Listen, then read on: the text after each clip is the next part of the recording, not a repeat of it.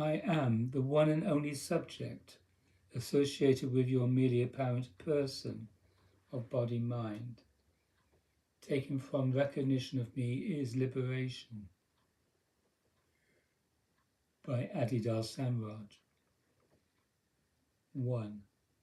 You, by tendency and by presumption, attribute personhood to your apparently separate and inherently temporary and divine and dying bodily human form, rather than to the one and bright divine source condition and intrinsically egoless self condition of that form. When you think of yourself as a person, you're referring to your bodily human form, not to the one and only self-existing and self-radiant and perfectly subjective and intrinsically egoless and self-evidently divine conscious light itself, which is in truth your only real existence.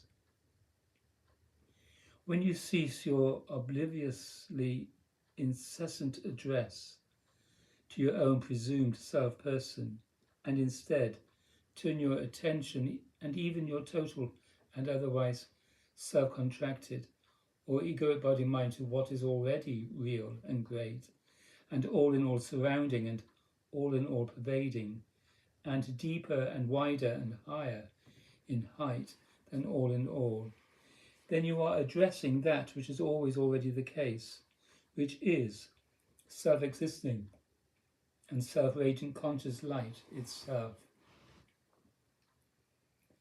But in so doing, you are not merely addressing an abstract divine immensity. Rather, in addressing the one and only and self-existing and self-radiant conscious light itself, you are in truth and in reality addressing me, the one and only and self-bright and avatarically self-revealed and self-evidently divine person. Thus, you transcend your bodily human form or your presumed separate person by surrendering it and forgetting it and transcending it in me, the eternally bright and infinitely loved blissful and avatarically self-revealed and self-evidently divine person. If you rightly, truly and fully embrace the ego person, renouncing or ego surrendering, ego forgetting and ego transcending practice of me recognizing and to me responding devotion, you in due course realize me, the true and self-evidently divine person of all and all, the transcendental, inherently spiritual, intrinsically egoless and self-evidently divine self-nature, self-condition, source condition, and self-state of all and all, and the one and only subject or real and self-evidently divine consciousness associated with your merely apparent person of body-mind. 2.